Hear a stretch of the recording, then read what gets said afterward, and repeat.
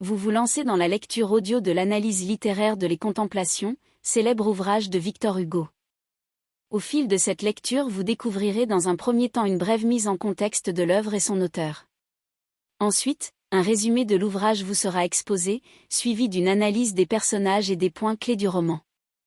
Une fois ces différents points abordés, il ne nous restera plus qu'à conclure cette écoute par quelques questions qui pourront alimenter encore davantage votre réflexion. L'auteur. Victor Hugo est un des plus grands auteurs de la littérature française. Né en 1802, il s'inscrit dans un 19e siècle traversé par le romantisme et en devient une des figures emblématiques. À la fois romancier, poète et dramaturge, il lègue après sa mort, en 1885, une œuvre considérable qui lui vaudra d'être inhumé au Panthéon de Paris. Sa conception de la littérature, qu'il théorise dans la préface de Cromwell 1827, s'oppose au classicisme. Ses romans, comme Notre-Dame de Paris 1831 ou Les Misérables 1862, sont des succès critiques et populaires, qui seront par la suite souvent adaptés au cinéma. Victor Hugo est un écrivain engagé, et un grand nombre de ses œuvres sont aussi l'occasion d'une réflexion politique. Contraint à l'exil en 1851 après s'être opposé à Napoléon III et 1808 à 1873, il reviendra en France en 1870 avant de s'éteindre 15 ans plus tard. L'œuvre. Publié en 1856, Les Contemplations sont un recueil de 158 poèmes, à travers lesquels Victor Hugo retrace ses souvenirs et l'évolution de ses sentiments, depuis le chagrin lié à la perte de sa fille jusqu'à l'espoir retrouvé. Il se plonge dans une longue contemplation amoureuse de la nature pour retrouver le bonheur, accéder à la sagesse, et enfin, se réconcilier avec Dieu. Résumé. Les Contemplations rassemblent 158 poèmes scindés en 2 volumes, autrefois, aujourd'hui, qui comportent chacune 3 livres, Aurore, L'âme en fleurs, Les luttes et les rêves, pour la première partie, Pokami, En marche, au bord de l'infini, pour la seconde. Autrefois. Les premiers poèmes sont essentiellement lyriques et célèbrent une nature pleine de grâce et de beauté que l'auteur décrit amoureusement.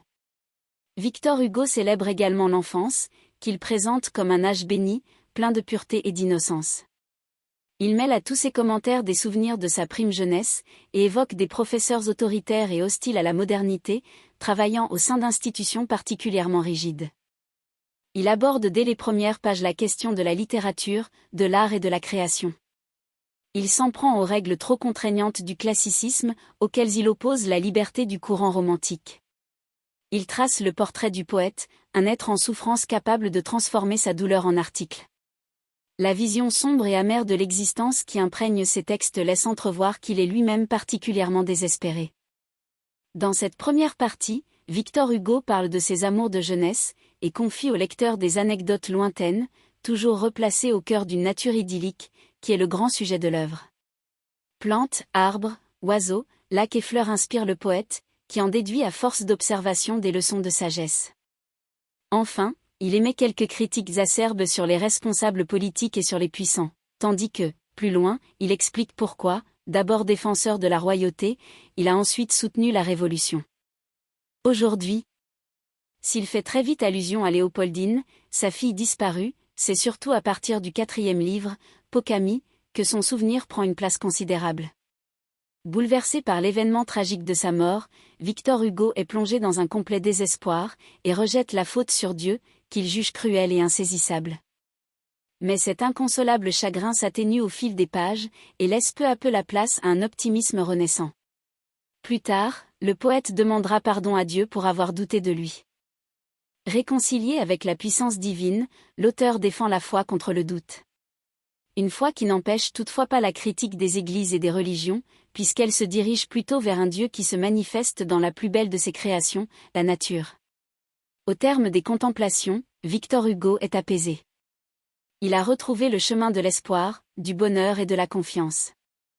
Il ne lui reste plus qu'à expliquer au lecteur le rôle du poète parmi les hommes, doté d'une sensibilité accrue et habitué à percer les mystères qui se cachent derrière les mots. Le poète est capable de ressentir ce que les autres ne perçoivent pas. Lui seul peut déceler la présence du divin dans la nature, pour ensuite la révéler aux hommes, qu'il guide de sa lumière à travers les ténèbres du monde. Éclairage.